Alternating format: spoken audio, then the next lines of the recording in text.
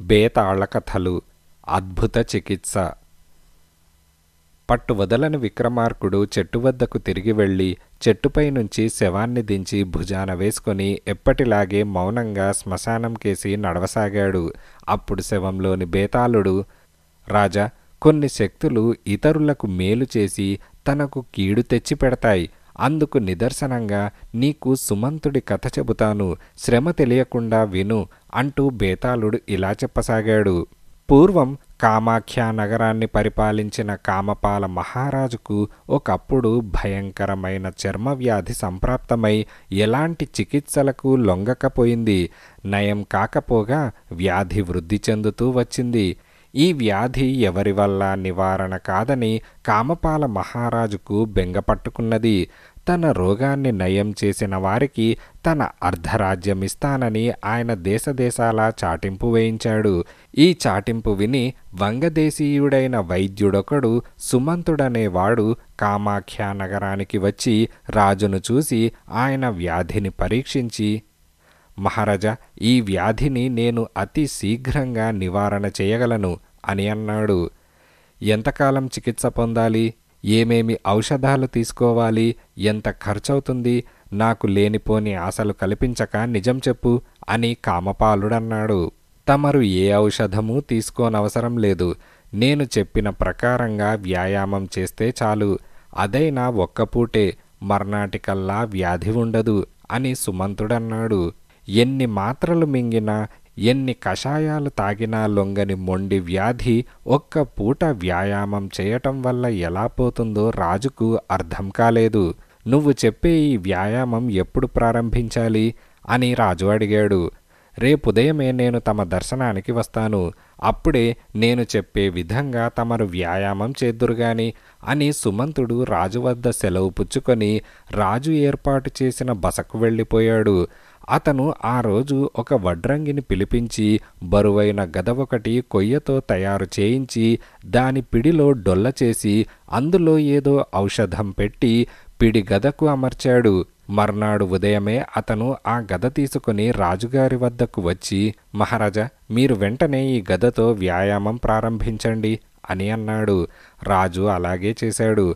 కొంతసేపటికి రాజు శరీరం చెమట పట్టింది. మరికొంతసేపటికి రాజు శరీరం నుంచి చెమటలు ధారలు కట్టి కారసాగాయి. ఇంకాపండి మహారాజా అని సుమంతుడు రాజును తీసుకుపోయి చక్కగా స్నానం చేయించి పడుకొని నిద్రపొమ్మన్నాడు.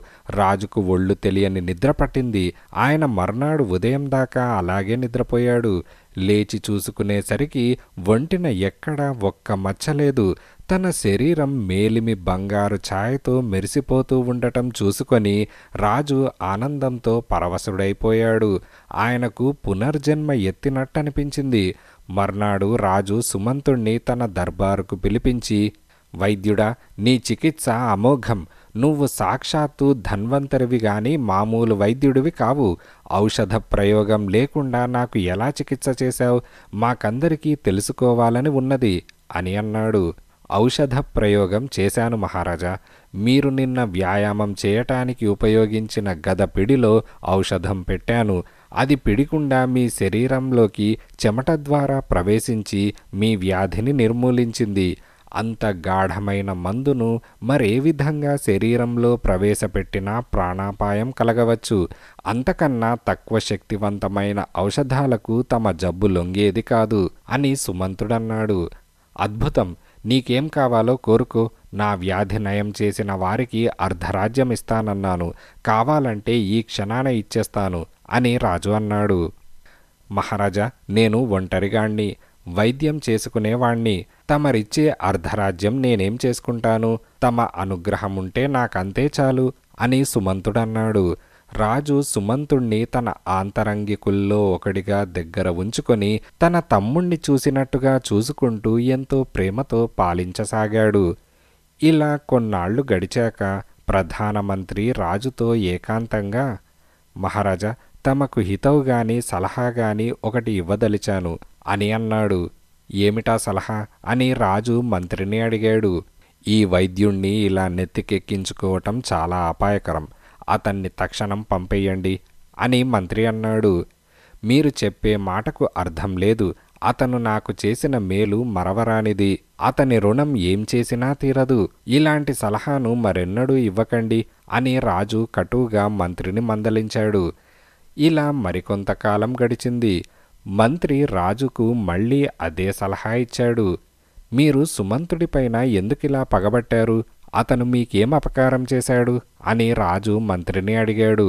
అతను నాకేమీ అపకారం చేయలేదు. నేను ఆలోచిస్తున్నది మీకు జరిగే అపకారం గురించి. మీరు మామూలు మనిషి కాదు. ఒక రాజ్యం మీ మీద ఆధారపడి ఉన్నది. ఔషధం ఎలా ఇచ్చింది తెలియరాకుండా భయంకరమైన వ్యాధిని నయం చేయగలవాడు అంత అవలీలగాను విషప్రయోగం చేయగలడు. అతను ఈనాడు మంచివాడే కావచ్చు, రేపతనిలో రాజ్యకాంక్ష పుట్టుకురావచ్చు, లేదా మన శత్రువులు అతన్ని ప్రలోభపెట్టి అతన్ని తమ చారుడుగా ఉపయోగించుకొని మీ ప్రాణానికి ప్రమాదం తీసుకురావచ్చు. అతని వల్ల ఎటువంటి ప్రమాదం రావటానికి అవకాశం ఉందో మీరు ఆలోచించుకోవచ్చు. ఇలా హెచ్చరించటం మంత్రినైన నా విధి అనుకొని తమతో ఈ మాట అన్నాను. ఇందులో నా స్వార్థమంటూ ఏమీ లేదు అని మంత్రి అన్నాడు. మంత్రి మాటలలో రాజుకు వెంటనే విశ్వాసం కుదరలేదు. కాని అతను అన్నదానిలో నిజమున్నట్టు స్పష్టమైంది. నిజానికి సుమంతుడు తన ప్రాణం తీయదలుచుకుంటే అతన్ని అడ్డటం ఎవరితరమూ కాదు. అతను అర్ధరాజ్యమిస్తానంటే వద్దనేశాడు. పూర్తి రాజ్యం కాజేసే శక్తి అతనికి ఉన్నది. ఈ వైద్యుడు తనను నమ్మించి ప్రాణం తీయడని ఏమిటి? అనుమానం ఒకసారి రాజు మెదడులో ప్రవేశించాక సుమంతుడి ప్రవర్తన అంతా అనుమానంగానే కనపడింది. అతన్ని ఇంతకాలం చేరదీసి ఇప్పుడు వెళ్ళగొట్టేస్తే అందుకు బలమైన కారణం చెప్పాలి. నిజంగా బలమైన కారణం చూపితే సుమంతుణ్ణి తాను క్రూరంగా శిక్షించటం మేలుగాని పంపించేయటం నిరర్ధకం. అతన్ని శత్రువుగా చేసుకొని బతికి ఉండనివ్వటం కూడా అపాయకరమే. అందుచేత రాజు సుమంతుణ్ణి చంపెయ్య నిశ్చయించాడు. ఈ మాట మంత్రితో అంటే, అతను చాలా శక్తిమంతుడు. మీరతన్ని ఏమి చేయదలుచుకున్నా అతనికి ముందే తెలియనివ్వకుండా చేయండి. అతన్ని చంపటం అన్యాయమే అయినా మీ క్షేమము, రాజ్యక్షేమము ఆలోచించి అలాంటి అన్యాయం చేయక తప్పదు అని మంత్రి అన్నాడు. ఆ రోజు అర్ధరాత్రి వేళ రాజు తన భటులను సుమంతుడి ఇంటికి పంపి అతన్ని ఉన్నపళంగా తన రహస్య మందిరానికి రప్పించాడు. నిద్రపోతున్న వాణ్ణి నిర్బంధంగా రప్పించారు. కారణమేమిటి అని సుమంతుడు రాజును అడిగాడు. నిన్ను వెంటనే చంపెయ్య నిశ్చయించాను.